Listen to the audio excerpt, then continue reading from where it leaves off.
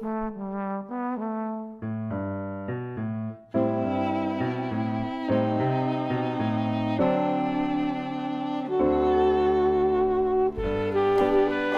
basis for the book is 600 letters that these two individuals wrote to each other between 1897 and 1918.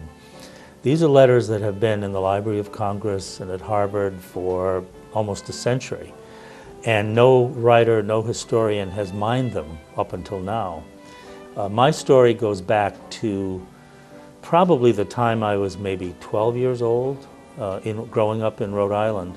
And I can recall sitting around the Christmas dining table and the Thanksgiving dining table with my extended family, and tales of Uncle Joe and his buddy, Theodore Roosevelt.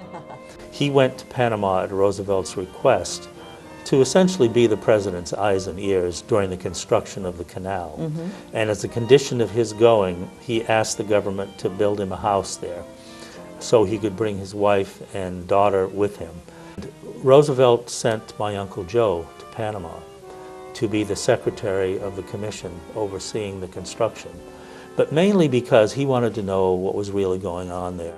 He wanted this to be successful. He knew it was the greatest construction project perhaps undertaken by man, and he didn't want it to fail.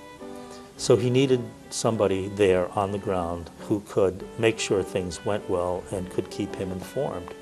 And no matter what Roosevelt was doing, running up San Juan Hill, running New York State, becoming President of the United States, he found time to write to his children. Uncle Joe compiled them, and the book became a national bestseller in 1920 and made him a fairly comfortable man from then on.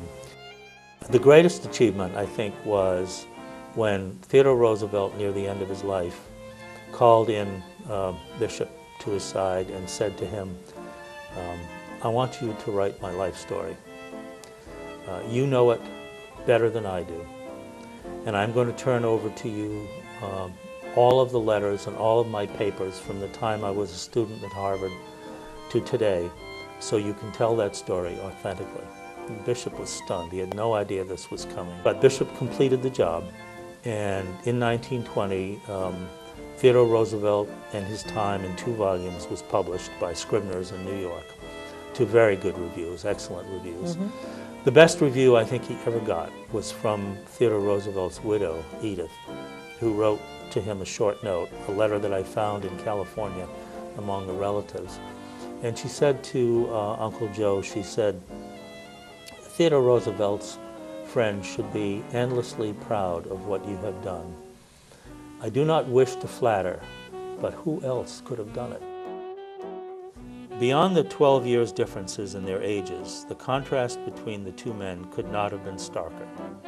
Roosevelt commanded any room, self-certain and gregarious, a 19th century action figure in spectacles, ruggedly built from a lifetime of strenuous physical challenge. Bishop, by contrast, was prim by nature, and in the words of David McCullough, undersized and grouchy looking, with a little pointed gray beard and a shiny bald head. Roosevelt rewarded Bishop with enduring friendship, confidence, and insider access to the family.